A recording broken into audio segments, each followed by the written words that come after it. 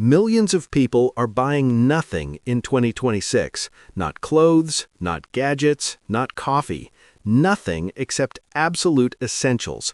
It's called the No Buy Challenge, and it's exploding across TikTok, Instagram, and YouTube. But here's what nobody's saying. This isn't about deprivation. It's about psychology. And the people doing it are discovering something uncomfortable about why they were buying things in the first place.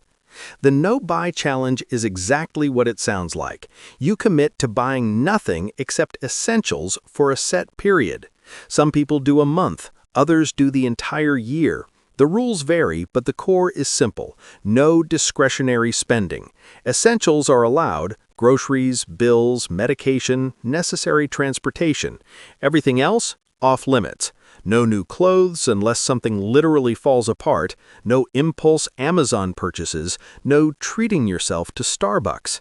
The challenge went viral in late 2025 and exploded in January 2026. TikTok is flooded with "Day One of My No Buy Year" videos. Reddit's r/no buy community has grown massively. The hashtag has millions of posts. The reasons people are doing it? Post-pandemic spending guilt, credit card debt hitting record highs, inflation fatigue, the realization that buying more stuff didn't make them happier, and the desire to take back control from algorithms designed to make them spend. According to surveys, 93% of Americans are planning financial changes in 2026. Over half report increased financial stress, and 54% have spending regrets from the past year. The No Buy Challenge is the response. The psychology is fascinating. It's not actually about saving money, though that happens. It's about breaking the dopamine loop that consumer culture runs on. Every time you buy something, your brain releases dopamine. That hit feels good but fades fast, so you buy again. Retailers know this. That's why there's always a new color, a new version, a limited edition. They're selling dopamine hits, not products. The No Buy Challenge forces you to sit with the discomfort of not getting that hit. And what people discover is shocking. The desire to buy fades, usually within minutes. That need for a new sweater, it was never real. It was a craving manufactured by marketing. Participants report something unexpected. They stopped thinking about shopping. The constant background noise of "what do I need to buy next" just disappears. The urge to scroll Amazon at night fades. And then something else happens. They realize how much time was spent thinking about, researching, and buying things they didn't need. Hours per week. All that mental energy redirected elsewhere. But here's the uncomfortable part. Most people realize they were using shopping to fill emotional voids: boredom, stress, loneliness. Buying something felt productive, like self-care, but it wasn't solving anything, just a distraction. The No Buy Challenge removes the distraction and forces people to confront what's actually going on. The No Buy Challenge isn't one size fits all. People set their own rules. Some do a full ban, zero discretionary spending for the entire year, groceries and bills only. This is extreme but surprisingly common. Others do category-specific bans: no new clothes, no beauty products, no books. They pick the area where they overspend and cut it completely. Some allow a spending cap, like $50 per month for discretionary purchases. Anything beyond requires serious justification. Then there's the "use what you have" variation. You can't buy anything until you've used up what's already in your house. This reveals how much people already own. The key is defining essential. Is coffee essential? Toilet paper, obviously. A new winter coat when your old one works? Probably not. Concert tickets? Definitely not. Birthday gift for a friend? Most people create exception lists. Gifts are usually allowed, though many shift to homemade or experience-based.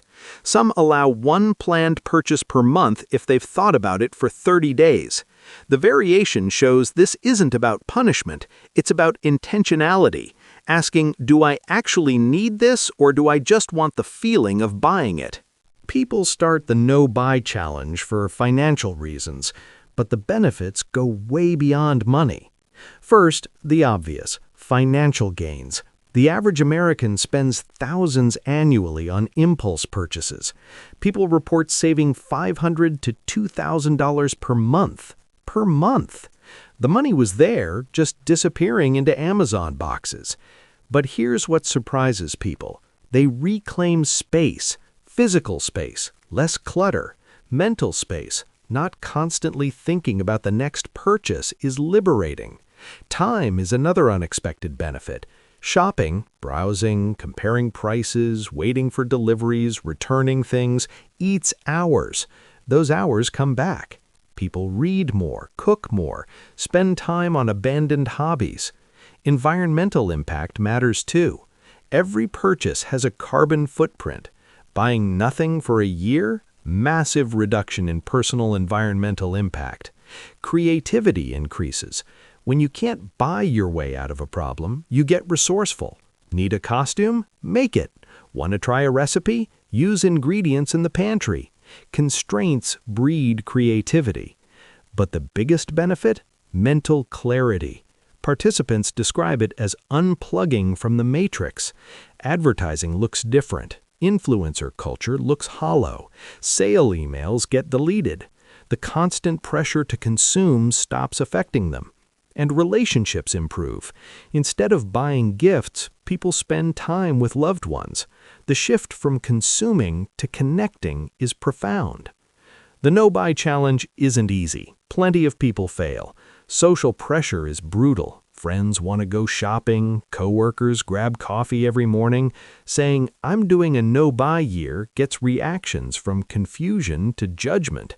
FOMO hits hard. Everyone else is buying the new thing. The fear of missing out is real. Sales trigger intense urges. It's 70% off. Feels like saving money, even though buying something you don't need at any price is waste. Life events complicate things. Wedding invitation? Do you buy a new outfit? Laptop breaks? That's essential, right? The rules get blurry. Emotional spending is hardest to break.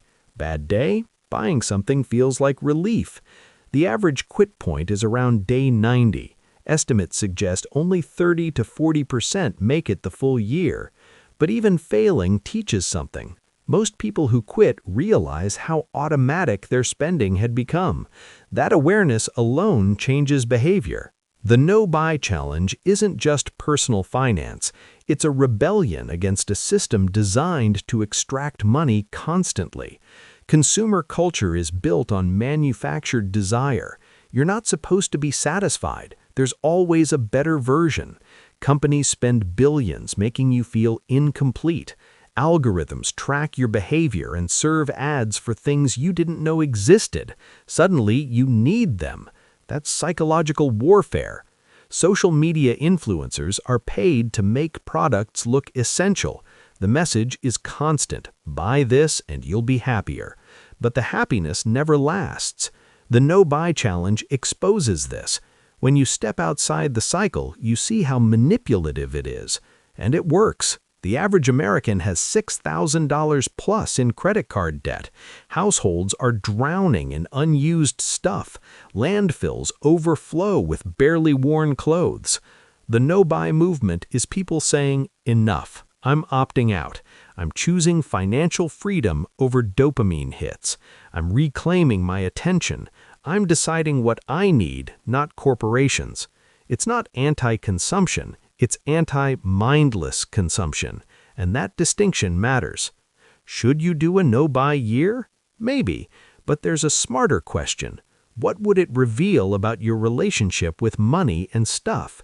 If you're drowning in debt, a no-buy year could be transformative. The money saved goes to paying off balances. Financial freedom becomes achievable.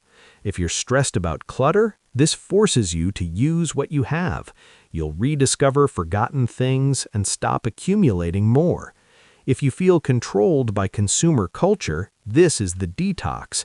You'll break free from constant pressure to buy, compare, upgrade, repeat. But if you're financially stable and enjoy thoughtful purchases, a full no-buy year might not be necessary. A modified version could work. a no-buy month to reset, or category-specific bans. The point isn't deprivation, it's intentionality. Asking before every purchase, do I need this? Will it improve my life? Or am I filling a void? The no-buy challenge isn't the answer for everyone, but the questions it forces you to ask, those are universal. Why am I buying this? What am I trying to fix? Is there a better way?